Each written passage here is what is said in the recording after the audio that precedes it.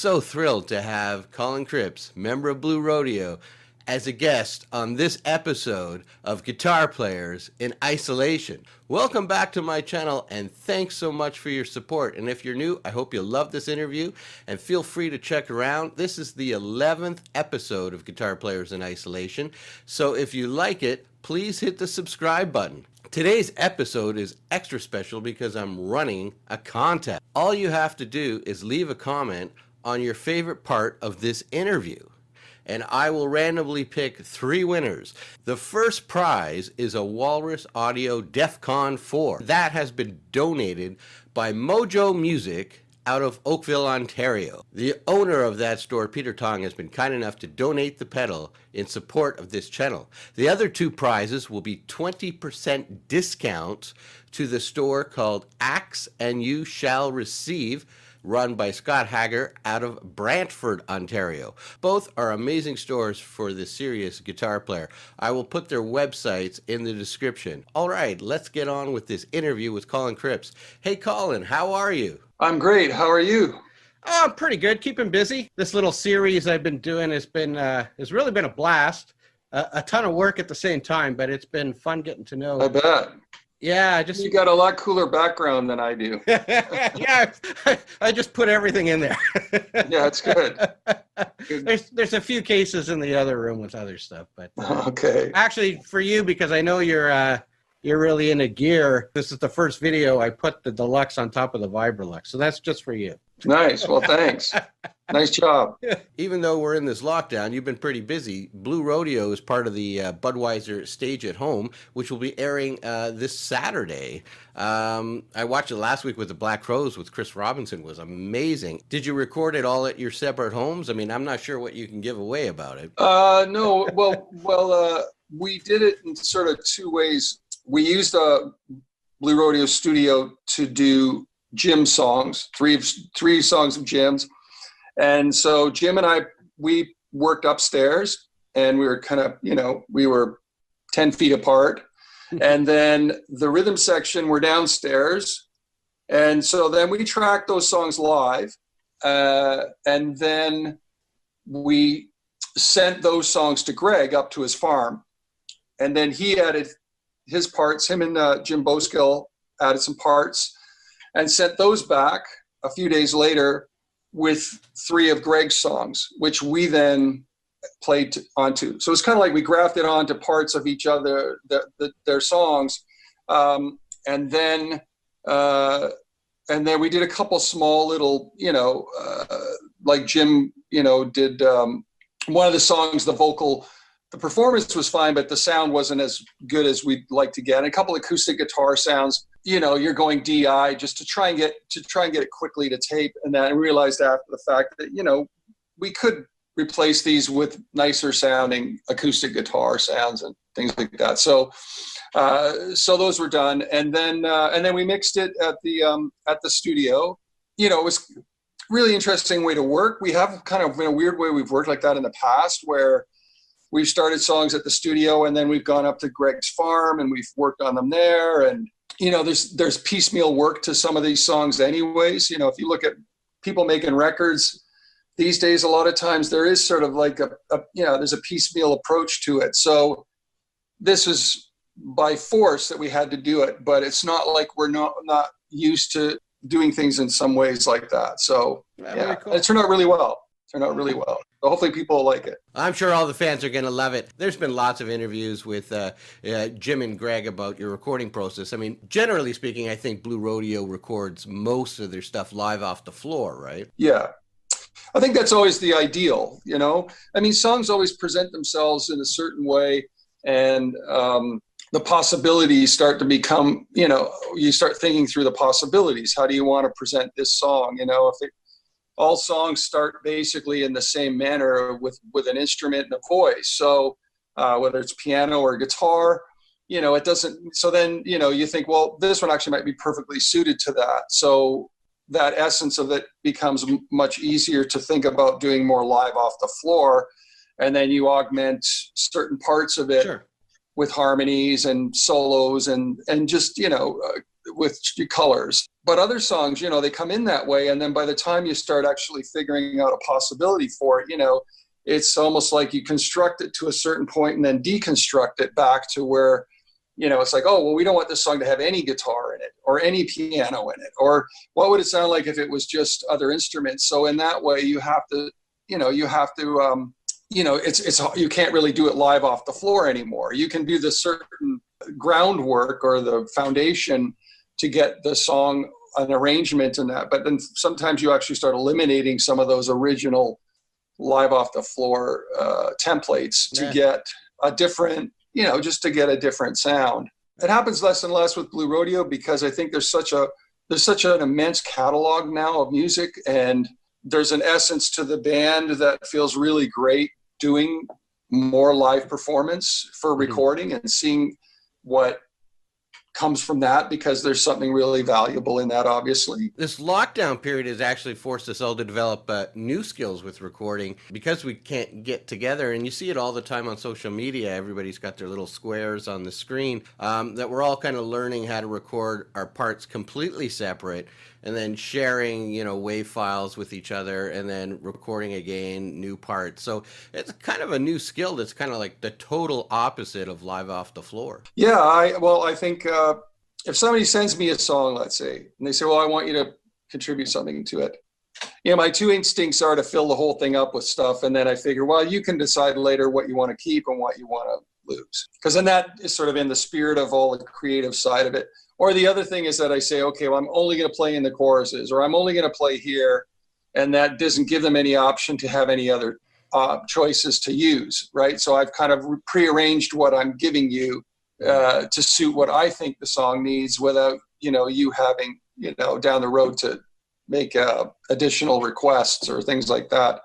But I guess it's just two mindsets, maybe if somebody sends you a song to work on and they say, well, I really love what you're doing, but I have this idea for this part of the song, so maybe concentrate on this part. That's okay too. I think that's all part of the language. And if space is a big component now for figuring out how to take pieces from all different places and put it all together so that it still sounds cohesive, then, one of the toughest things in contributing to a song sometimes is what you don't play. From what I could tell on your playing, space is a big thing, and I mean that as a compliment. Well, thanks. I guess because I've come at things from all the different possibilities over the years.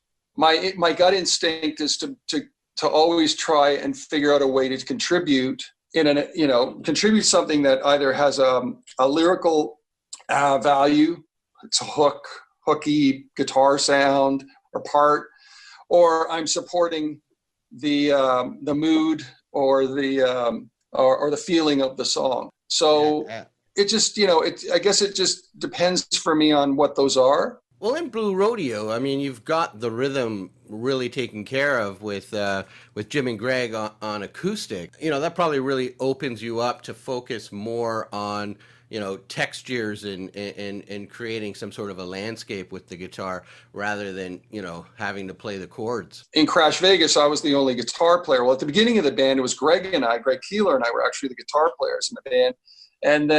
But then I was essentially the guitar player. So when you're the only guitar player, you have to think multi-layer, right? You have to think, well, if we're recording this song, there's sort of the meat potatoes part, and then there's the augmented parts, there's the colors, I had to sort of learn how to think in sort of three dimensions, so to speak, where I come up with three guitar parts that all would work together, hopefully, and they had different places in different parts of the song.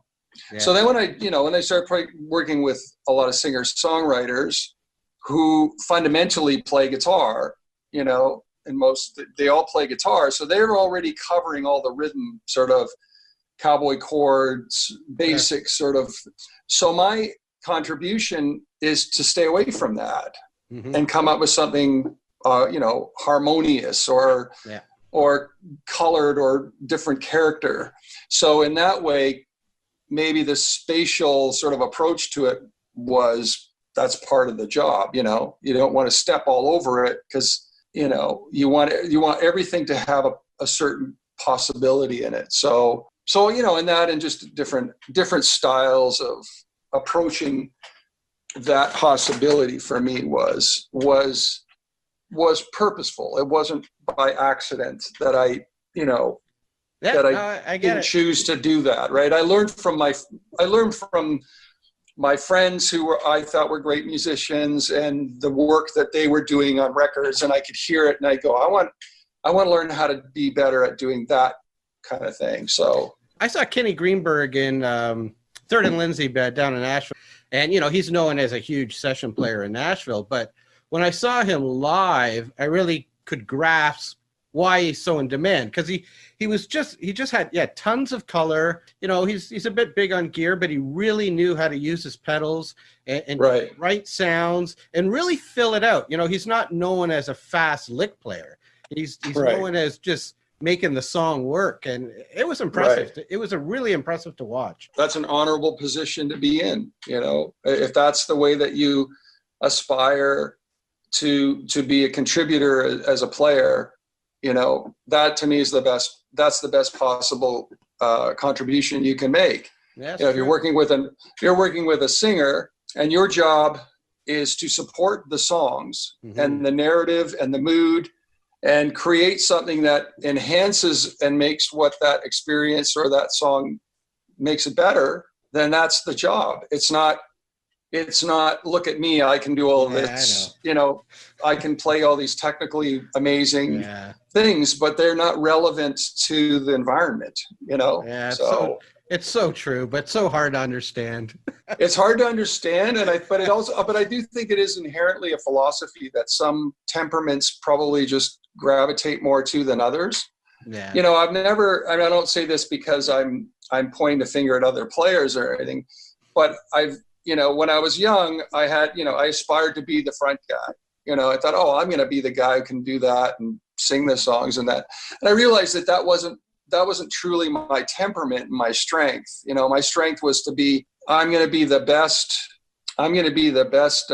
team player you're going to get, as far as I'm going to be, the Mike Campbell to your Tom Petty, or I'm going to be the Edge to your Bono, or I'm going to be the Jimmy Page to your, whoever those, the Keith to mix. The me and Jim, I aspired more to be, as I went along. I realized that role is a more challenging and more rewarding role in the long run for me.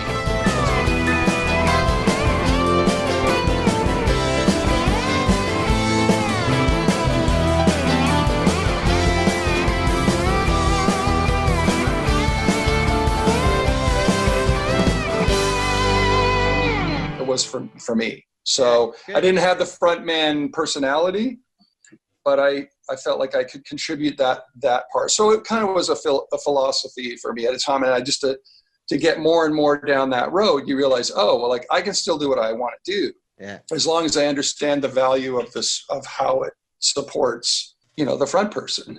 I was trolling your Facebook page while I was getting ready for this interview, and I noticed earlier in the year, I think it was February, you were in for surgery on your right hand for carpal tunnel. I'm hoping that worked out well. Is everything okay? Well, it's good now. I've had both hands done now. I had my left hand done last year in March, and I had my right hand done this year at the end of February. Yeah, I mean, if I was having severe problems with my hands from carpal tunnel and arthritis. Wow. And so I can say this to anybody who has issues with that. I didn't know what it was. I didn't understand the mechanics of it until it happened, would never have entered my mind. I can tell anybody who may have that issue or is worried about it that it, in my case, has been 100% successful. Excellent. The surgery is painless. It didn't, the biggest component to it that you have to just accept is it takes a longer time to heal than you'd wish, So, but yeah, everything's working, I guess, as well as I could hope for. Good, good. Longest periods of time you probably didn't play guitar, I'm assuming, during the healing process. Probably, yeah. I mean, you can't really do much for about a month because, you just can't put any particular strain on your hands and your wrist, right? So yeah, that's true. But, at this point, I think I could afford to take a bit of a break and, yeah. I've done enough noodling for a lifetime. Also, just prior to the lockdown, you're doing some just local gigs with a side project that you had. You were doing a gig at the Camera House with CNC Surf Factory. So that was kind of like a side project you did. You put together in 2015. You came out with an album called Garage, and it's kind of like a surf instrumental type band, but it's a lot edgier than the traditional surf music of the 50s and 60s. It was something I always loved. I always loved those type of players. I still sort of identify with that twangy kind of lyrical guitar sound from the late 50s. It's kind of for me, it was always like a blend between my favorite sort of rockabilly country swing players from the 50s and then into the early 60s where, it became sort of it became a thing. And I loved Hank Marvin. I loved Dick Dale. I loved those guys. There's a Canadian band actually I really love too. And they only made 2 records and I have there's a band from Quebec called Les Jaguars. So, I wanted something that was completely different than my day gig. And this friend of mine, Champagne James Robertson, we were just sort of mutual admiration thing about 5-6 years ago. I went to see him play and I said, I got this idea just to do an instrumental fun thing, write some tunes. I don't want it to be literal to I don't want to sound like, we're wearing Hawaiian shirts and we're doing the whole, I want it to be an homage. I want there to be obviously the essence is drawn from that sort of surf guitar framework, but I didn't want it to, be literal. Yeah. And so that's kind of how it came about. And then the music that came out of it were just, slightly more hyped versions, why not use modern treatments if they make sense and just shake it up a bit. Yeah. So that's the idea. You left out the Jaguars and the Mustangs and you added some more notes. Yeah. I mean, I play a Strat and I play a Strat in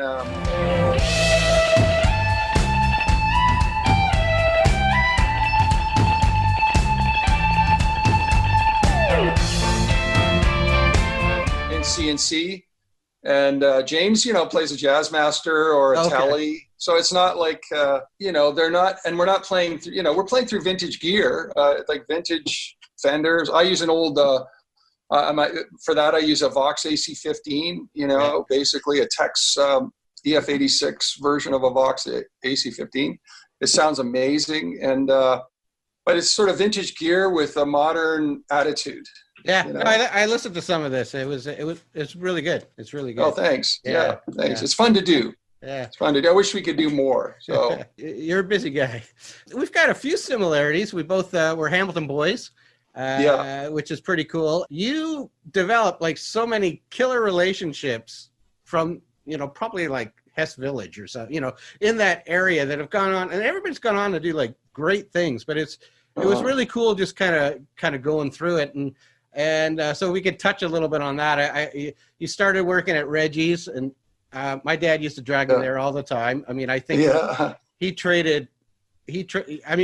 were in the store definitely when you were working there because he was always coming home with a new keyboard, the CP80 or whatever, the Yamaha, all the Yamaha stuff and guitars. And I got my first Strat there. So I'm sure we bounced into each other. I'm sure I was there. Somewhere. How old are you? I'm 10 years younger than you. So I was a kid when going into Reggie's until probably about 18 or 19. And I can't remember when it closed. It was the place to hang and meet people. I mean, that was it was I started working there when I was 14. I started in the basement, and I think it was 1976. And I didn't even know how to play guitar at that point, really. I was just enthralled by it. Reggie hired me, Reggie's Music. So he hired me to work in the basement, literally, cutting up boxes and sweeping the floor and organizing the inventory. And I sort of say over the years, I said, well, I worked my way out of the basement up to the main floor. But no, it was an extremely enjoyable, educational time in my life. And I met all the Hamilton musicians from all the different, walks, working in that store. And some of those people are still my friends. They're people that, well, sure. When I was, 17, I'll give you one example. So when I'm 17, it's like it could have been anybody walking in any day. And, one of the guys used to come in because Reggie was kind of full service store. It was a mom and pop store, but we kind of did everything. We sold keyboards, we sold guitars. Yeah. Our main focus was guitars and then Yamaha keyboards and Yamaha products and that. But we also did little PA rentals. So, you could come in and rent a little PA for the, the folk club to go and do your show. So I used to take care of the rental department. And the only thing we didn't do is teach. We didn't really have a teaching thing because there wasn't enough room in the place. But anyway, so we used to rent out a lot of gear to guys coming in for the weekend PA system. And I call them PA-sicles now. So like the two little speakers on sticks and, and the little Yamaha mixer. And well, there was a number of guys used to come in. One of the guys who came in was at the time, and he was this younger, long-haired, bearded guy, and his name was Fred J. Eaglesmith, right? Okay. And so I used to rent to Fred, and he would go and do his kind of, folk gigs and stuff. Well, then, years and years later, I run into Fred, who's now Fred Eaglesmith, and he's this extremely popular, successful singer-songwriter, kind of almost more in the Steve Earle or John Hyatt meets, he had this whole amazing thing. And I run into him in the US on a tour, Kathleen Edwards at the time. And, of course we remembered each other. And from that day on, we became really good friends again. Like I just see him. And so he's just one example of somebody that I would have met when I was a teenager. The other guy, the first time I met Tom Wilson was at Reggie's Music, he was a couple years older than me. And, we told this story 100 times, but he came in because even then Tom was hustling he's been hustling since the day, he could play 3 chords. And he came into the store to put these little stickers on the counter to promote his show at the Night 2 Coffee House, right? Which was down on Augusta Street. And that's when I met Tom. You met Bill Dillon through that store too, right? Which was a big influence. Yes, I met Bill through the store. Yeah. I knew as a young kid, that name just kept popping up all the time. I mean, Joni Mitchell and the Neville Brothers and Gordy Lightfoot. I mean, this is crazy. I mean, it's just a Hamilton guy. Oh yeah, but Bill was kind of my mentor. Bill's like 10 years older than me, and Bill was my mentor for sure. Like Bill and I were really, really tight for a lot of the 80s and into the 90s for sure. That's for about 10 years. Like we were really close. I mean, he lived in my house for 2 years, while he was going off to play with Chrissy Hind or Joni or Robbie Robertson, or he would come home and, he lived like I had a house just off Hess Village, and he'd come and that's where he lived, I have a long history with Bill. Yeah. That's great. Yeah, no, he's but he was a mentor for sure. He was a guy. He was one of the first guys that really showed me, because he was at such a high caliber of talent, and his playing and the records, that he played on it's like you heard him on the radio. They were, he was like, oh, there's Sarah's new hit song, and it's Bill playing guitar. It's sort of, so he was definitely he was a high bar for me to learn and try to understand how to approach guitar in songs and not be stereotypical, let's say. Did you go to Mac? I saw. Yeah. Oh, so you did, eh? And what did you do at Mac? I went there too. Well, I went to Mac for something to sort of cover my ass, Yeah, exactly. I did a 4-year economics degree at Mac, and which was really, was just, it was a means to an end to sort of decide more definitively for me that I wanted to pursue music. I didn't know if it was going to happen, but I knew I didn't want to, at the end of that, I did the 4 years, I got the degree, but I really just didn't feel like that wasn't the world I wanted to live in. I didn't want to be a guy wearing a suit and tie and working in and out. It just never felt, I was never inspired by that future. So that's what it did. It kind of cut the line really clean for me. I did the same thing 10 years after you. Yeah. But, so it does that too. For some people, it's like, okay, now I'm going to get a job. And I'm sure a lot of my friends who I was in school with, they went on to very rewarding, financially successful careers as brokers or, MBA grads and stuff like that, but my heart was always just I didn't want to go down that road. That seemed like that was the straight road. So I fought it. And you took the right path, that's for sure. That worked out. Yeah, it worked out. So I'm assuming you kicked around at local bars, getting your footing. But in 1988, Crash Vegas formed, which reached quite a bit of success for you. And it's also kind of where all these players that you met in Hamilton, many of them went on to have incredible careers like yourself. But it's these relationships which I think were the foundation of your success over the years. Crash Vegas formed with Michelle McAdory and Greg Keelor of Blue Rodeo, and Jocelyn Lanois, whose brother's Daniel Lanois, was playing bass, and then she went on to record with Sarah McLachlan. So tons of relationships, all stemming from Hamilton. Tell us about how Crash Vegas formed. Well, in Crash Vegas, I had a little band in Hamilton with my old buddy. It was, like you mentioned, there's all these sort of interconnections between all these players, and then what happens after, as time shows what happens. Yeah. Exactly. So in 87, 88, this little band that used to play in Hess Village, every 2 weeks we had a house gig. I was trying to figure out, I'd finished university. I was trying to figure out what I was going to do musically. I had a job as a waiter. And so then I spent the rest of the time working on music. And so I had this house gig at the Gown and Gavel in Hess Village. And every 2 weeks we would play. And I wrote original songs, and we'd play some cover songs. And in the band was Ray Ferrugia and Dan Achen and this guy Joe Boyce. And we got a little popular there. It was a small little room, but we got popular there. And one night, Tom Wilson shows up, and he hasn't got a band at that point. His band, the Florida Razors, had broken up, and he was a solo guy. So he just started showing up and asking if he could sit in. Sure, Tom, you can sit in. Well, I realized after like the second time, I'm not a front man. That guy's the front man. So he started sitting in. Well, right around the same time, Jocelyn had come to one of the shows that we were playing, and said, I'm part of this group of players in Toronto or putting a band together, and I think you'd be really great for it.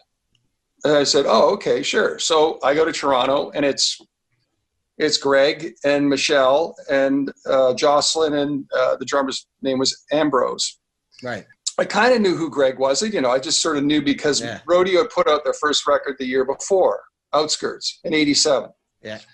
So I knew Greg was just because I knew a few of the songs, and I loved the songs right away. And I loved, and he and I just instantly hit it off. We've always gotten along fantastic. So of course, Michelle and him play a song they're sort of working on, they'd written, and then, I just come up with some stuff, and it's like, bang, okay, you're in the band. Well, now I go back to Hamilton. I'm like, okay, I'm going to be in this new band. And for a while I had both bands. Kind of was like, well, I'm going to do my thing at the Gown and Gavel, and then I'll play with Crash Vegas. Because at that point, we had like 5 songs. We didn't have a record deal. It was everything was just germinating. Well, then eventually I realized, things started happening. We started playing some backup shows, and of course we'd open for Blue Rodeo. Sure. So this is like 1988. Now they're starting to get a little bit more popular. We're still playing bars, but as things are starting to happen a bit. And then we end up getting a record deal. So by that point I have to decide, I'm going to go and spend my time with Crash Vegas. Well, in the meantime, the band that was my band with Dan and Ray and Joe had left, and Tom now like infiltrating the band. Well, they became Junkhouse. Right. They just kept going. They got Russ Wilson, different bass player, and they became Junkhouse. They fostered their thing through the following years. I did Crash Vegas, part of Blue Rodeo. Everybody things start to open up and success happens. Yeah, and you're just part of it. It's like, you never know how, you could never make it strategic. It just doesn't work that way, right? You just end up with the right group of people, and their successes beget yours and vice versa. And all of a sudden you're in it. It's a pretty cool period of time, because Crash Vegas started opening up for Blue Rodeo, and Blue Rodeo's song Try just started to break and became huge. So that helped your career with Crash Vegas.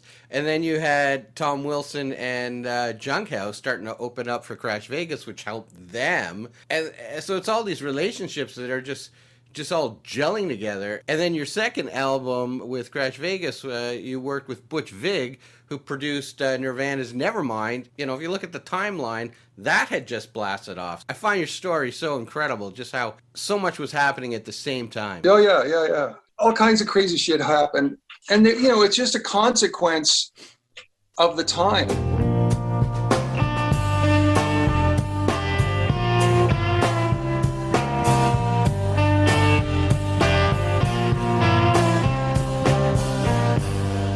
It's just like you're part of stuff that's going on. And yes, you're excited. It's like you're working on your music, and then somebody goes, oh, well, you know what? We really like this. And what happened with Crash Vegas was that, our first record came out, did pretty well in Canada. We got signed in the US through a distribution deal. It did okay in America. It didn't do great. But then our manager, funny enough, the manager we had was also Blue Rodeo's manager. And so all of a sudden in the middle of our first record, he decides, I'm quitting the music business. I'm out. So both bands, Rodeo by that point had put out Diamond Mine. So their star was definitely rising. And we were both kind of left like, well, we're the new band with sort of a bit of momentum, and you're the established band somewhat. And we're both without a manager all of a sudden, like overnight. So we ended up sort of courting some different managers. We ended up being signed by Bill Graham in San Francisco. Oh, wow. So then Crash Vegas, we were signed and managed by Bill Graham. So I met Bill Graham, and we used to go down to San Francisco and New York, and it was crazy. And so then, of course, now we got to get a new record deal, because the first record deal was shitty, and they want us. Bill's like, we're going to get you a better deal. And so then we get signed in the U.S. to Polygram, big budget, all this stuff. We moved to L.A. Michelle and I, and we tracked there for 4 months, and we make this record and spend all this stupid amount of money, and then. Yeah, of course, comes a time where they're going to mix it. And the guy who produced the record was a guy named John Porter, who I was a huge fan of. John Porter had done all the Smiths records and had worked on another record that I'm still a big fan of by a Canadian band called CNC, our Copyright. We called them CNC back then, but their name was the Copyright Symbol. Oh, okay. Yeah. Gotcha.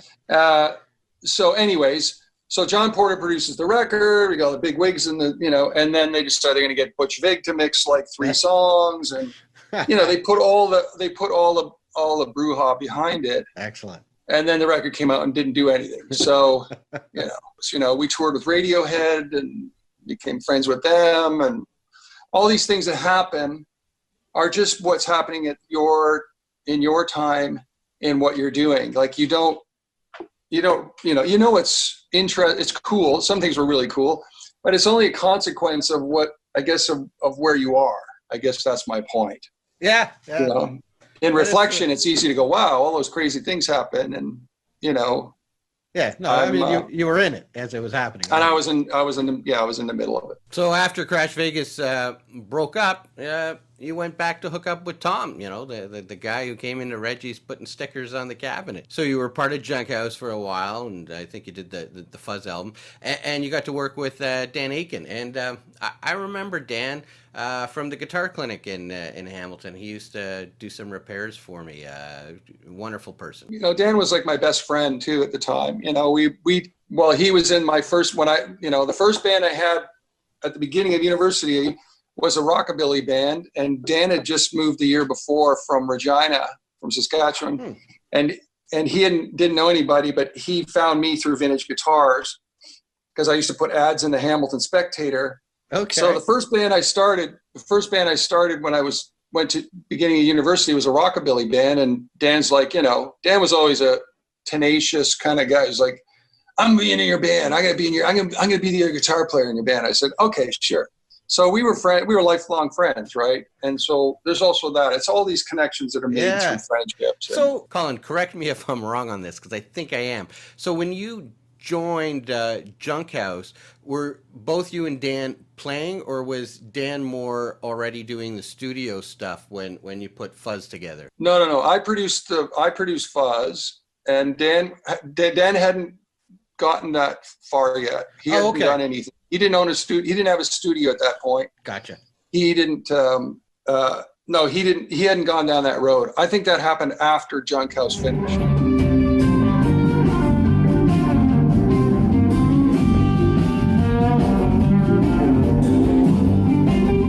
Gotcha. Okay. So what happens? We made that record in '97. We toured it in '98, and then the band broke up or went on hiatus. You know, however you want to put it. Yeah. And then Dan went into the studio thing. Yeah, he went on to produce Dallas Green and Alexis on Fire. He had a great career, just sadly taken too soon. Yeah.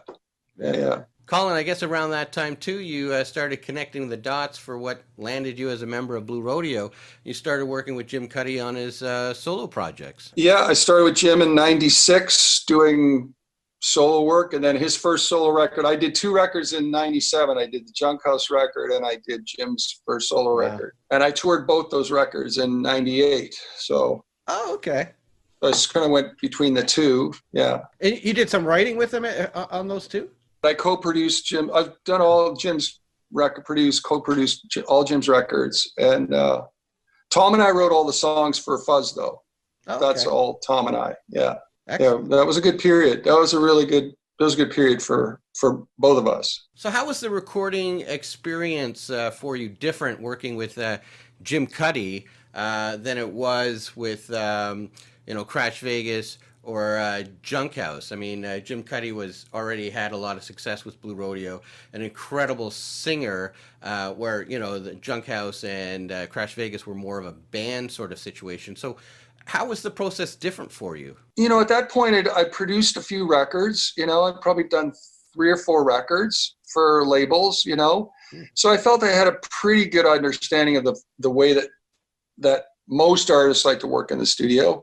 So when Jim and I started working on his stuff, we have a very, very close relationship as friends, but we also, and as musical, we kind of, Jim at first would, he's testing you out. Like when it was early on, he was just like, okay, here's my song. What do you got? What do you got to say about it? Or what can you contribute? And I think because we've always had such an easy relationship in terms of understanding what the song's possibilities are and how to get there and get there quickly. I learned a lot from Jim about that. He works really fast, and sometimes that's frustrating because you want to temper your ideas with some reflection or time, but at the same time, you get better and better and better at making decisions that are effective, and that because they're more in the moment, they actually, a lot of times they tend to be the better ideas that you would have instead of belaboring, going too far back, too much into it. And so I learned early on to come up with things really quick, as best as I could. Gotcha. Because Jim does Jim generally doesn't do more than 3 vocal takes on a song ever. He'll do 3 takes, and then you comp the 3 takes. And generally the first 2 are perfect, and you're just picking, like, well, do you want to say they that way or that way? It's not like, oh, you're mining all of this material to find a good vocal. They're always They're all good. fantastic, right? He's a so that's what I learned. Given his strength as a vocalist, did you find that your actual playing style had to change to adapt? Definitely with somebody of that kind of vocal ability, you don't want to step on them. So, oh, for sure. Yeah. I had to become a little bit more, I played in a rock band, I've been able to play loud and do other things. And I could do that with Jim early on. We rocked out in the earlier days, but I always felt the sensibility of being able to temper the sort of expression by being more, tonally be, like play cleaner more, let's say, and challenge that part of my playing, and just really listen to how the space that would work in the song, like lyrical contribution to a song, without being too big, or the wrong character. Right. Yeah. It was easy in the 90s to kind of get carried away with distortion and heavy guitar sounds, and they definitely work, and even in the alt country version of songwriting. And I certainly did a lot of that, but there's also a part of me that wanted to be better, to get better at learning how to be dynamically wide,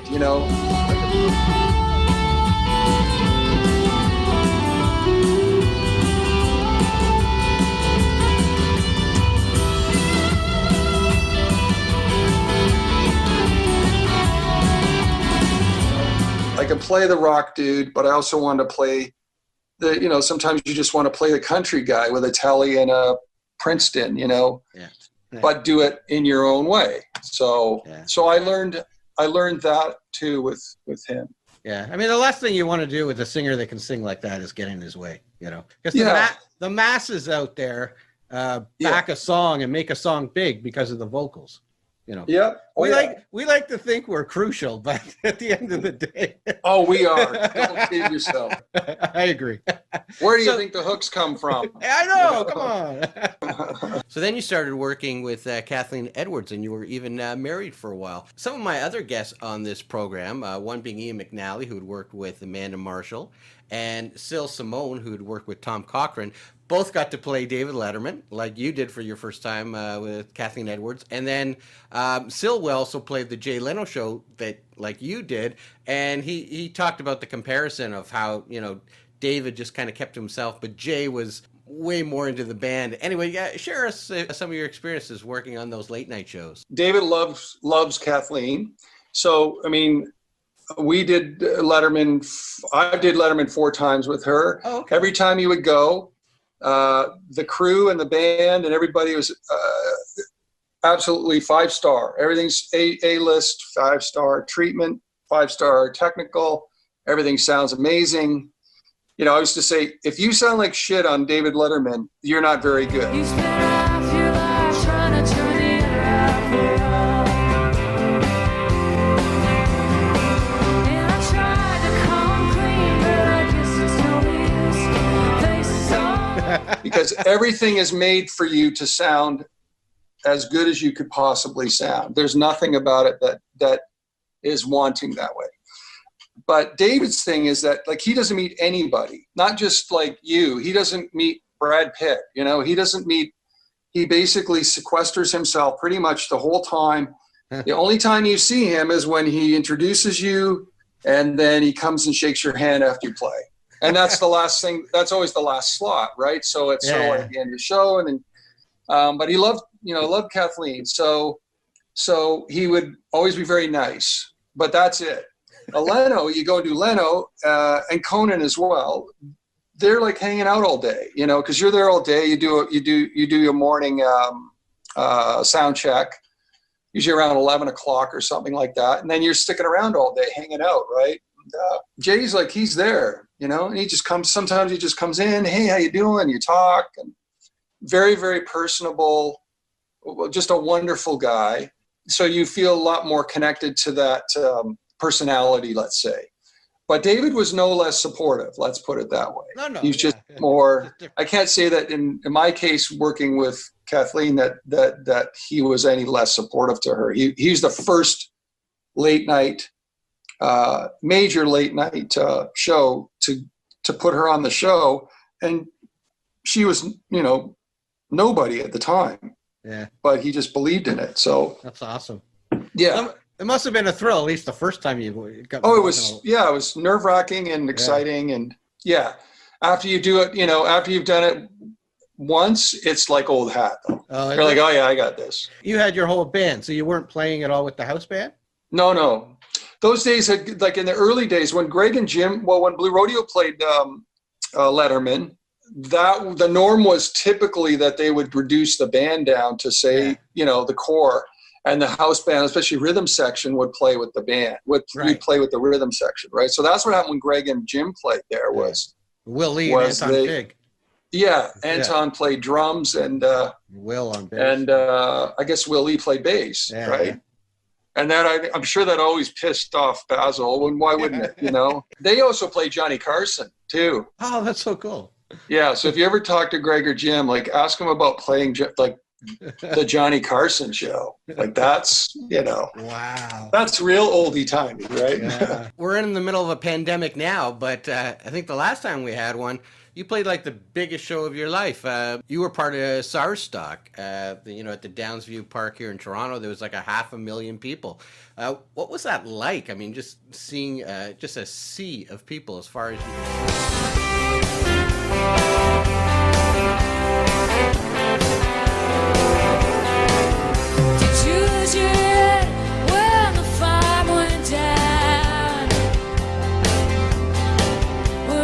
I didn't really take that in, to be honest. Already, you know, it's just like you see the first 10 rows and you know, and it's really like a wide 10 rows. Okay. But they don't necessarily feel the magnitude. I can't say I did, you know. It was like, okay, it's a big crowd. It's like playing, you know, it's like playing the Molson Amphitheater times 100, whatever. But it didn't feel like that because you're also just so focused on what you're going to do to put across a good performance. You know, there was cameras everywhere. It's like, it's a big deal. So the audience is actually the last part of what I was thinking. It's like, okay, don't break a string. Don't play out of tune. You know, let's make sure this is, you know, this is a good, because it's going to show up 10 years from now on somebody's camera and you're going to go, oh, that sucked, or that was, you know, so truly that's what goes through my head. I didn't really take the audience in. Well, maybe we'll have a COVID stock one day, and then Blue Rodeo will have. Well, wouldn't that be, you know, I mean, I wouldn't say wouldn't that be great, because I really hope it isn't the case, but if it was helpful, for sure. So going back to how your career all connects, I read, and it might be wrong, but I read that Kathleen was hired to work with Bryan Adams for some backup vocals, and then of course you had worked with Bryan Adams on his 11th album called 11. So what was the situation? Was like hire the couple? She didn't really do anything on that record. I worked with Bryan. I worked with him for 2 years on that record. What happened with that was Bryan, you know, it's classic Bryan. He had heard Kathleen's music and he literally called her management. Her and I were somewhere in the US. We were touring in the US. Her manager calls and says, Bryan Adams called and he wants to talk to you. And Kathleen's like, yeah, sure. You know, right. And he goes, no, like he really did. He called and he wants to talk to you. He loves your music, blah, blah, blah. So of course she's really excited. She loved Bryan Adams, and then, you know, the next day he calls and says, "Oh, I love what you're doing, blah blah blah. I got these shows out east, and you know, next month, would you come and play the shows with me, like support, you know, open up?" Gotcha. So we're like, "Yeah, of course, let's go open up the shows." We're excited, so we go. I think they were out east, so this would have been in 2005, right? Okay. And so we go play the shows, and, you know, first day Bryan comes out and he's just a huge fan, and he was really, really supportive of her. And then he came up to me and he's just like, man, I love your guitar playing. I just love what you're doing. And he said, I got some songs. Would you play my songs? And I'm like, Yeah, sure, I'll play on your songs. And that was one of the times I was nervous because I thought, I don't, like Keith Scott, He's big, amazing guitar player, guy. Like, what is he asking me to play on his songs for? He's got 25 years already of classic Bryan Adams songs. Yeah. Anyway, so he asked me to play on them. So I just did my thing, and then he, was very, very generous and nice to be. And that's sort of a really good friendship. And I spent the next 2 years working on his record with him. And so then Keith and I would play together. I would do songs. It was a very symbiotic relationship as far as I could see. I went and did some stuff with him. And, I went to the UK and did stuff. And I did stuff. I worked with Mutt Lange. It was a crazy period for Mike through my connection with Bryan. And we're still good friends. And well, you look alike, too. Well, I don't know. I mean, Jim says that. I know we don't. We don't look the same. Put us together and you'll see there's not much of a similarity. From a distance, it's the same. Okay, look, yeah, sure. Short gray hair, right. T-shirt. Yeah. He gets way more opportunities than I do. That's for sure. So you got to play on the BBC special with Bryan Adams for the 40th anniversary special of the Beatles' Sgt. Pepper Lonely Hearts Club Band. That looked really cool. Was that at Abbey Road Studios? No. So everybody has this misconception that the equipment is still at Abbey Road in Studio 2. It's not. It hasn't been there since the 80s. In the 80s, EMI, which owns Abbey Road, right? They did basically did a house cleaning because they were like, oh, our old gear's old, it's all outdated. We've got to upgrade and be modern. So they remodeled all of Studio 2. They've never touched the floor. I've been there. Okay. I've been to all three, again, with Jim and Greg and Basil and Glenn and I, about 6 years ago, we're given a private tour of Abbey Road. It was one of the most incredible times I've ever had. Wow. And so in that day, it was like to see the building and see all these rooms. We got taken to places people don't get to go. I have this sort of encyclopedic knowledge to a reasonable degree. So I was able to point out shit and I remember stuff. So I can tell you this, like Studio 2, the floor has never been changed. They haven't touched it since the Beatles were there, but they've remodeled the recording rooms, right? Control rooms. So all the gear that was in Studio 2, which was the main room they worked in, that all got sold in the 80s. So when I did the thing, when we did that thing, we did it with Jeff Emmerich, which was also an incredible day for me, and Richard Lush, who was the original tape op at Abbey Road. And they worked together. They were both like in their early 20s working together on I think Richard Lush worked on Sgt. Pepper. I don't know if he worked on Revolver, but Jeff Emmerich was the engineer on Revolver. And then all the records, everything after that, except for a couple little things. All of that gear got bought at some point since the 80s by Mark Knopfler. Oh. So Mark Knopfler owns the Red 51 console. He owns two J37 1-inch tape machines.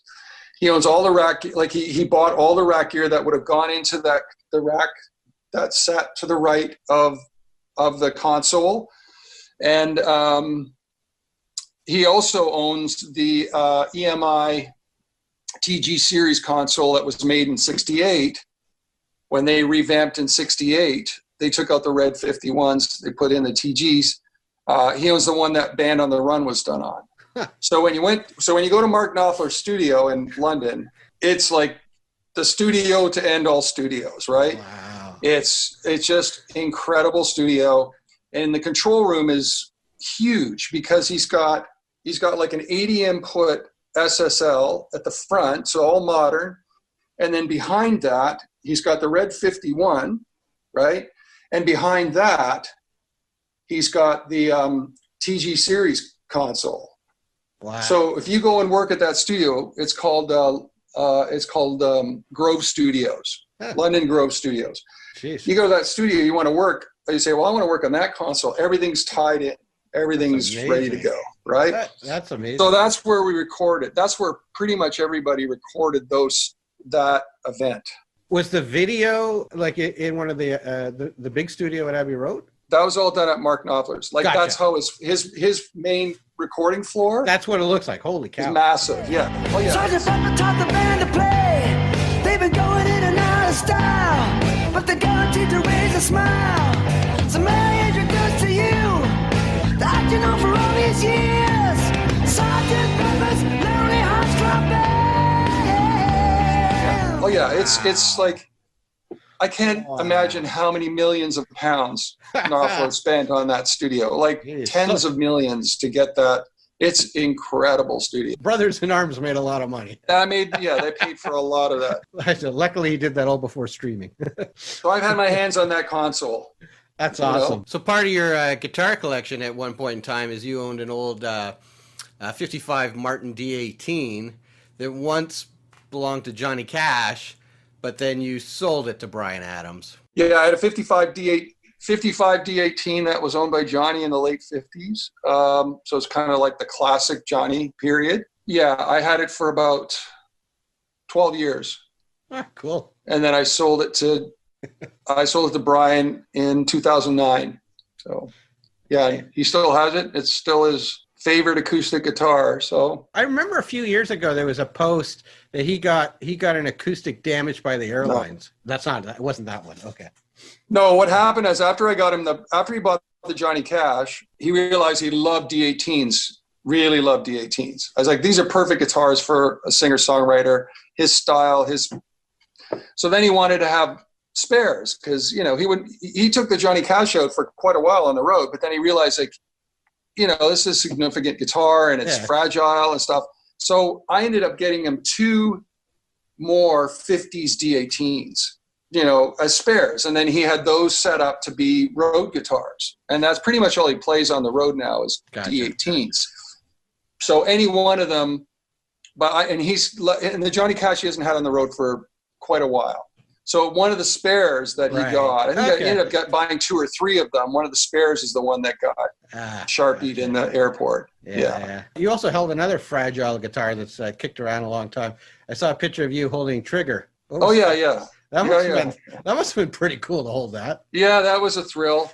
Well, Kathleen, we toured with Willie in the U.S. We did Farm Aid I think in 2005, and then we ended up touring. We did Willie's Canadian tour, so we got to know the band really well. That's became awesome. Friends with them, and so you were in the bus. And then one day I was on the bus, and the guitar lives on Willie's bus with him. Yeah, sure. And the guy that handles his guitar has been with him for 35, 40 years anyway.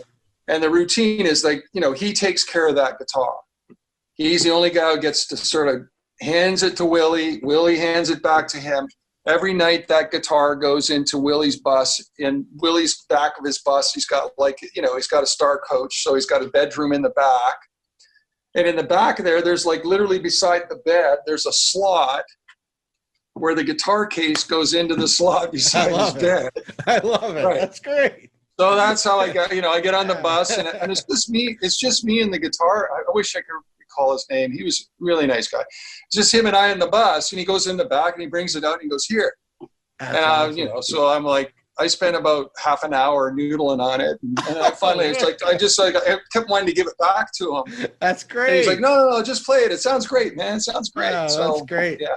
And then Kathleen came on at one point. I've got a picture. I actually just found a picture a couple of days ago of Kathleen with it. So I sent that to her because she didn't remember that she, Oh, that's great. that she had. The only experience I had with something like that important was it was in Nashville at the Musicians Hall of Fame.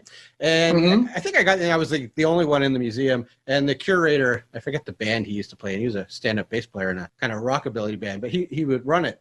And we were just chatting as I'm walking around. There's nobody in the museum except myself and him. And then he just kind of goes to me, do you want me to get something out of a case? You want to hold something? So I'm like, all right, I guess Jimmy's Strat? Sure. Oh, really? Yeah, so he opens the case. He gives me one of Hendrix's Strats. Wow. And I swear, it was weird. It was like, I remember it. It was like, at least for an hour following that, my knees were weak. It actually affected how I felt for about an hour. I think it would. Yeah. I mean, when you get handed these guitars from your heroes, even if it's just for a moment. Yeah, There's well, it wasn't. something- I didn't play it or plug it in. But there's something about it that, that it grounds you in a way that's like, okay, I could die a happy man now that I've held this guitar, and I can imagine all the music I love that's come out of this instrument, and here it is. I completely understand that. I got to play Brent Mason's Telecaster, like his, Oh yeah, the 68. That was pretty cool. Felt amazing. Yep. The action on that thing was like the best I've ever held. Oh, is it like super low? Oh yeah, it was just. These high frets too, right? I don't remember that, but I remember the feeling of like, holy cow, this thing feels incredible. Right. What do we Here's got? A pretty there? guitar. Oh yeah, there's your. Yeah, this is a '63 Fiesta Red. Nice. It's beautiful. Great condition too. Not bad, eh? Yeah. So last Bryan Adams question for you. I'm a huge fan of Mickey Curry. Was he playing drums with you in the sessions? Mickey Curry, yeah. Okay, that guy, I don't know, there's something about him. Like, I know I'm a guitar player, but I've always been fascinated with drummers. And I just always remember watching those videos as they come out, as Bryan Adams just cranked up the hits. And just the way he kind of sat low, he looked so killer. He's a phenomenal drummer, yeah. Yeah. So is it a blast to play with him? Fantastic. Yeah. Such a great guy. And very, he was very, they were all really, very welcoming. When I played, we did a couple, I can't remember how many songs I played with Mickey, because Mickey wasn't the only drummer that Bryan used on that record. Okay. He also invited Pat Stewart back to play drums, and Pat had played with them in the early 80s on Summer '69. And so I played with both he and Mickey. And I distinctly remember though, the first time I played with Mickey we were cutting a bed track or something. And I was watching him because I was sitting outside the room. He was kind of in this enclosure, but it was all on the floor, and my amps were ISO'd, but I could sit sort of on the other side and watch and play. And I just remembered his pocket was so fluid, and it was slightly back. It was more back than I expect for a song, because you always think of, even 120 sort of rock songs, you always think the beat's going to be forward or up on the beat, right? Uh-huh. And he was playing like so fluid, and I realized, shit, he plays back. Like his instincts to play slightly back. So the beat, right? And I'd never forget that. I was like, oh, that's what all the drummers who love Mickey Curry talk about, right? Yeah. Of course, I told Joel, my buddy who plays with Jim and played with Kathleen, who loves Mickey Curry, right? He's just like one of his eyes. And I remember calling him the first time. He said, what was it like? What was it like? And I said, well, he's amazing guy. And I said, and I'm surprised how much more back he plays. His shots are on like other drummers. It's got to be something with the way he sits too. Like I think it is. Like his knees are higher than his waist, kind of thing. It's just down there. Yeah, it's cool. So I guess you got a thing working with female singers, because then you moved on to work with Sarah McLachlan on her album Laws of Illusion. The first thing I did with Sarah was her Christmas record about 2 or 3 years before that, because I had when Crash Vegas started, I early on got to become friends with Pierre Marchand, who ended up producing all of Sarah's records, like all of her big records. That's all Pierre Marchand. And and Pierre was a fan, and Pierre had worked with Bill, because Bill did all the guitar playing on all those Sarah records. Yeah. So I got to know Pierre. And so then, it was always an idea, well, maybe he's like, one day I'd like you to play on Sarah's records. I said, well, that'd be sure. amazing. So then when it finally ended up happening, I ended up playing on her, and Kathleen and I were still together, and that we went out to Vancouver and hung out with Sarah, and she was working on a Christmas record. So that's what I ended up playing on, like a couple, 2 or 3 songs on the Christmas record. And then a number of years, 3 or 4 years later, I ended up doing that Laws of Illusion record. Yeah. Excellent. That was fun. I think that was 2009, I think. Yeah, that's a serious talent. Ooh. Yeah. An amazing and a wonderful woman. Oh, yeah. She's just the real deal. A previous guest of mine, I think 2 episodes ago, was another Colin Linden. And, your paths cross a lot, too, because, Tom Wilson is now part of Blackie and the Rodeo Kings. Well, has been for like 25 years now. And when I checked out the website All Music, your name comes up with some credits for some of the stuff that Blackie's done and some stuff that Colin's done. Tom and I wrote a lot of songs for the Fuzz record, which was 97. We wrote a lot of songs. And there were a few songs that technically got rejected by the record company to be part of the record. So they were songs left over. And one of the songs that was left over was a song that Colin had heard the demo that we did, and he really liked it. And so he asked us, can I take this song and rework it a bit? And, and he had a deal with Sony at the time as well. So ended up like a year later, that song, one of those songs ended up on his solo record, one of his solo records. So that was a song Tom and I started and he reworked. And then Tom and I had also written this song for the Fuzz record called Lean on Your Peers. And that song got left out. And then when Blackie was putting out their second record, they did that. They recorded that song and it became their first radio song, like their first radio single, right? I love all this. Lean on Your Peers, yeah. And that's still a big staple in their live set. So that's how I knew Colin, was through, he was on Sony, another guitar player. I think I played on he was producing a record at the time for an artist. He asked me to come play a bit of guitar. I was a big fan, and great. We were all still just trying to find our way too. It's like, it's never, it's not like, everybody's got shit figured out. They're just doing stuff, So yeah. Well, here's an idea, because I know both of you have also worked a lot with Colin James. Well, you guys should just start a Colin band. Well, we were going to have a band. I said the best band we should have 3 Collins and Tom, and we call ourselves Tom Collins. Right. That's perfect. Tom Collins. But, yeah. So I emailed Colin Linden that I was interviewing you, and I asked him if he had a cool question I could ask you that might surprise you a bit. So he asked me to ask you about a video you did with the band The Spoons, in which your guitar playing blew everybody away. Yeah. Oh, yeah. Yeah, so I forgot to mention that after university for about 11 months, I was hired as a sideman for The Spoons.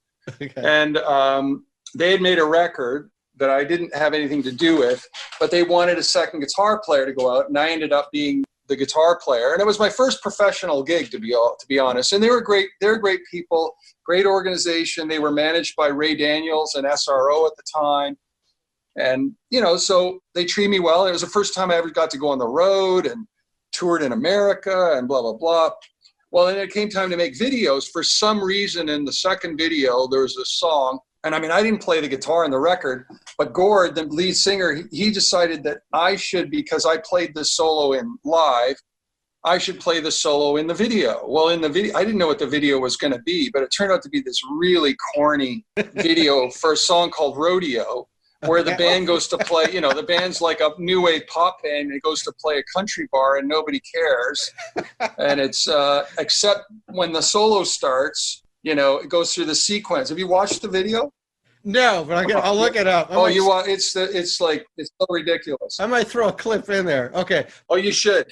How cool is that the song is Rodeo? Colin Linden's in Blackie and the Rodeo Kings. You're in Blue Rodeo. Oh, I know.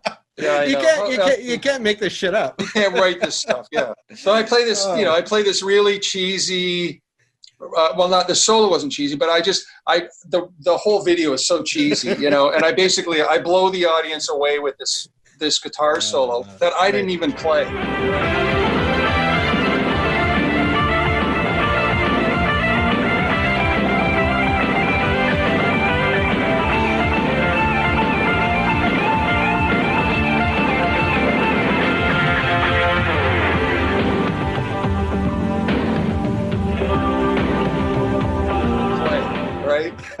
That's and great. So it's forevermore been on my. There you go. I'm okay with it now. Years ago, I used to never tell anybody. I said, no, that's not me. I didn't do that. But now not to be fair to the band, and they were good to me, and it was just more like, that's not the legacy I necessarily wanted to. So in 2013, you became a full member of Blue Rodeo, and the main reason being. Greg Keelor was having issues with tinnitus, and he had to keep the volumes down.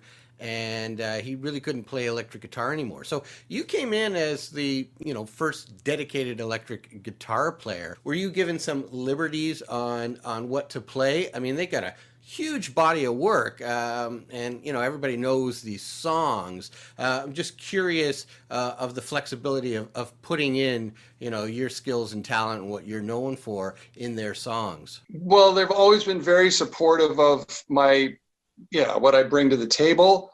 And I think it's an unspoken understanding, that I mean, some of those songs have signature parts that really make those songs part of what they are, and so I'm not going to abandon that. So of course I play those licks to respect the material. Where there's solo sections, in some of the songs there, it's like an 8-bar and the solo is pretty intact. Like say, for example, in Till I Am Myself Again, that's a fairly intact solo. It's not, I put my own little flavor in it, but I play that pretty much faithfully as I can to the original. And then there's other songs, where you get solo sections where it's completely free form. You just do what you would do. And, but you mark the signatures, there's parts that are signatures in those songs. So I'm happy to do that. Right. I think that's just part of my role. And I also think that because I get to do my own thing, I add my own colors and stuff. They're always like, oh, that sounds great. That sounds great. So it's never like, hey man, you're not playing it like the record. It's like, I play it like the record to serve the songs, and then I add my own little stuff. And that's kind of how it goes with the old material. I know we never can forecast our lives, but if you went back 10, 15 years, did you ever see yourself being a full member of that band? No. Oh no. Okay. I was always in the fray because of Jim, obviously, like the solo record, that started out as just a side thing for Jim to do because I think he just, he likes writing and he chose me. And then the fact that we have such a long history as friends and we've done things musically together, but you could never have anticipated that they would end up being in the situation where they would need to make that kind of change. Gotcha. Like Greg having to be able to continue meant he couldn't play electric anymore. The band could not be on stage, couldn't be loud. So that was, it's kind of like a perfect storm in a weird way where like you've reached a critical road, and how do you move on from it? And, I think my being able to do that was a privilege for me. Sure. Yeah. But it also was a good thing for them. Perfect fit. Just a perfect fit for all, Like one door closes, another opens, right? I don't know. Your stage in your career.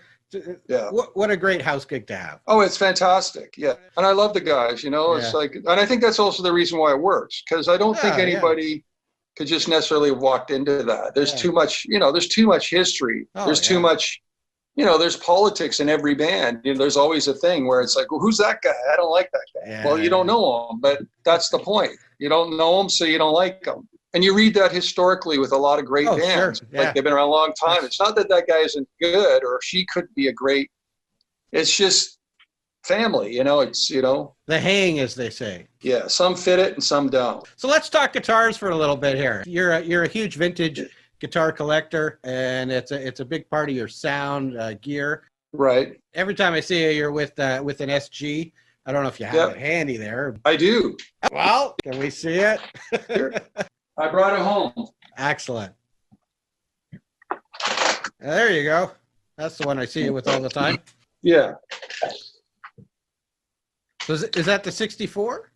Yeah, it's a 64. I only, I have 3 of them. Right. You got a green one too, right? Yeah, a Pelham blue one. Right. 63 and 64 are the best years, in my opinion, for SG standards. They, it's, if you want to talk nerdy stuff, sure. They went to this Maestro Vibrola in 63. So the break is better on them. They redid the necks in 63 because they were unstable, the design. Mm-hmm. So they're way more stable.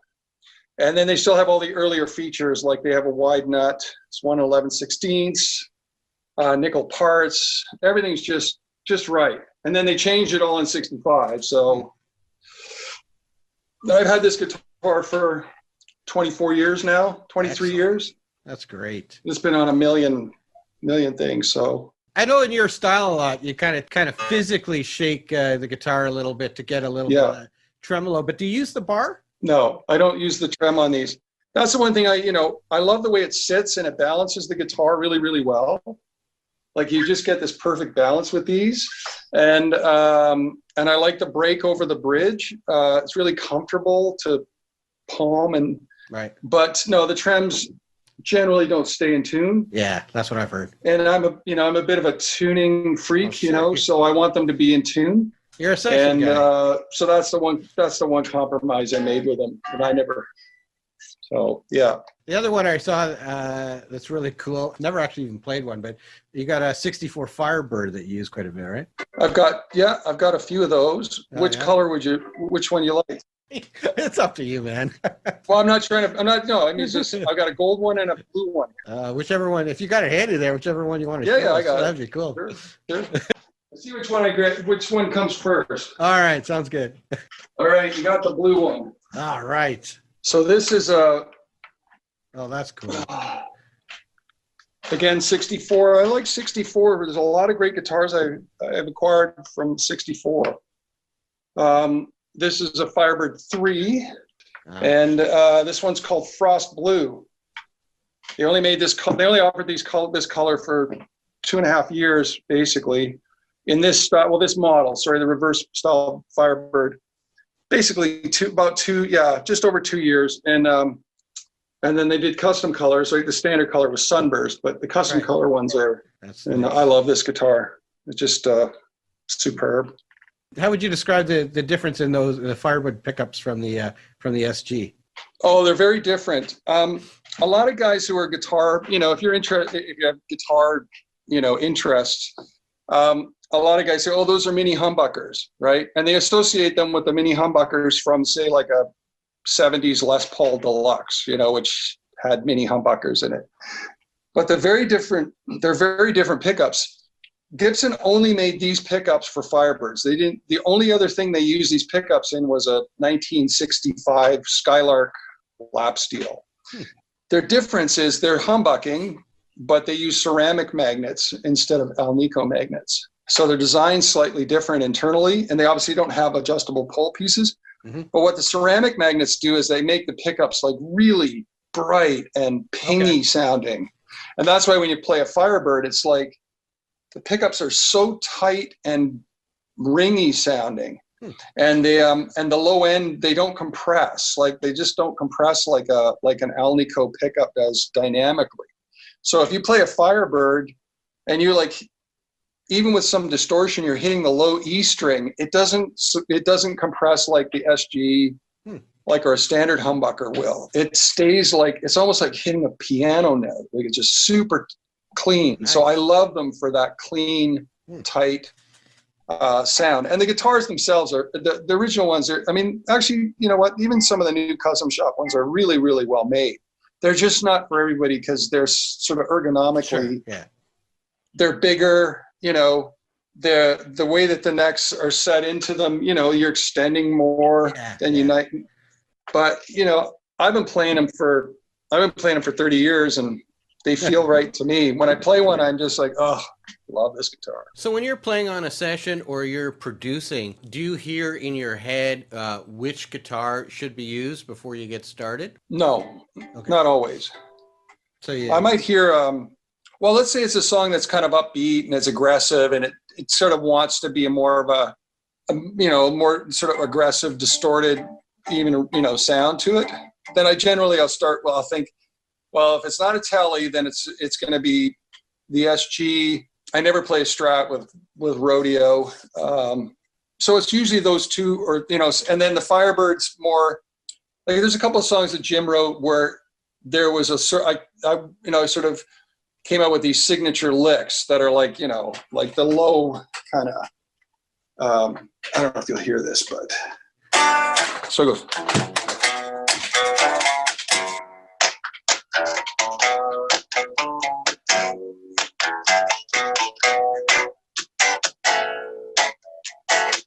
Like that kind of thing where it's So I knew it was all going to be low thing. I wanted the low end to sound really tight. Yeah. So it was either going to be a telly, and then I thought the great thing about a Firebird is that it's kind of like a Strat on steroids. So you get more gain. There's definitely more horsepower. So you get all that sort of tight twanginess, but you get more mid-range. And it's just like when you're doing, it just has a sound, right? Through an AC30 or through my little Bernie amp, something like that, something a little more mid-rangey. It's just the perfect thing. So that's sort of like when I first came up with that, I thought, oh yeah, Firebird, because I knew it would just sound. And then once in a while, it's like Ricky 12-string, because I just love them. And when they work as good as you could ask. So I did read you owned an actual 59 Burst. Yeah. You sold it to Brian Ray, who's a big collector. You know what? I didn't sell it to Brian Ray. Oh, okay. What happened was I sold it in 2010 to a good friend of mine in Toronto who had it for about 3 years. And then he called me one day and said he wanted to sell it.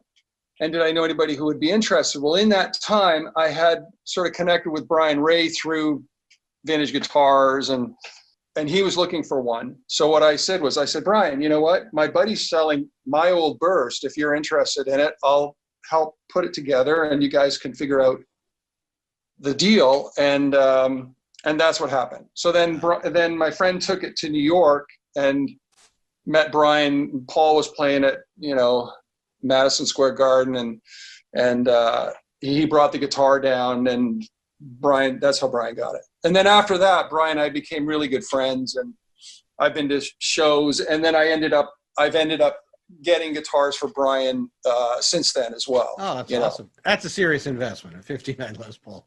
Yeah, oh yeah. Yes, it is. Good for yeah, you, and man. when I was buying, I owned 4 of them over the, oh, boy. my first one I got in 86 in Hamilton. It took me 10 years to find one, and I found one. It was original owner, and the guy lived in Burlington, and I bought that in 86. And then the last one was that. I bought that one in 99, and I sold it in 2010. You just mentioned your Bernie amp, and you've talked about that numerous times, but it's worth repeating. So it was an amp built out of Hamilton, built from a Bell and Howell film projector, right? And, I don't know, do you ever watch on YouTube? He's got a great channel, Tim Pierce. I know. I worked with Tim Pierce. Oh, awesome. I haven't seen him. I haven't talked to him in years and years, but I worked with him in LA in 2001, 2002. Okay. Yeah, great guy. Yeah, because he has one on his his little booth that he sits in. Oh, he does he? And there he had one, and he talked about it. I don't know if it was the same guy, the guy from Hamilton that made it. Well, the Bernies are infamous, getting more and more infamous now because he only made about 25 of them, and they were all made between mine's number 1. It was made in 93. So he probably made them between 93 and 97. That's it. And so all the ones that have come from all the ones that have come out of it since then are extractions made by guys in the U.S., right. Mostly in the U.S., right? There's a famous guy in California named Austin Hooks who's making them. And there's a guy in Minnesota who's making them. And then there's one other guy, I think. That amp is going to be, do you ever see Fretboard Journal? I used to. No, I used to subscribe to it. Yeah. That was years ago. They do an electric issue every year now, like once a year, and it just came out. I'm still waiting on my copy. I wrote an article for them last fall on the Bernie. So it's going to be in the new excellent. Fretboard Journal. Yeah. Yeah. I mean, the one that's in the Tim Pierce videos, I mean, it's kind of housed in the actual projector steel. Yeah. But yours is, it looks like an amp. Like you got it inside a cabinet. Yeah. Here, I can get it. Oh, geez, cool. So this thing really does have a huge Hamilton connection because obviously it was made by Bernie in Hamilton. Right. And Tom painted that. Yeah, cool. Tom and I were this was in Junkhouse. We were sitting backstage in Quebec waiting to do a gig one day. We're sitting outside in the sun. And I decided to come up with this idea to paint all our gear with day glow paint so that, like blacklight paint. Yeah. That's cool. He painted the guitar and then I did all the rest, I can't draw or paint But I did all the, I did all the silly little. Cool. So, so this is it. Wow. And this is the amp I used for all of the Kathleen Edwards stuff. I still use it all the time. I used it the other day. I used it on the rodeo thing that's going to be out Saturday. It's this amp. Great.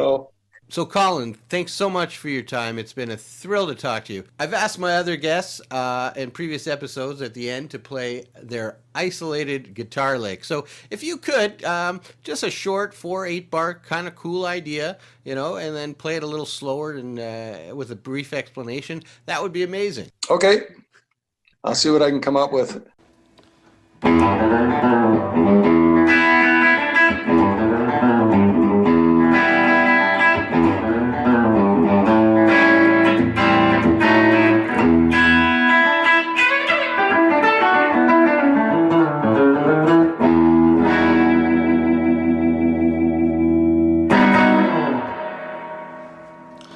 Okay, I'll try and do this slowed down.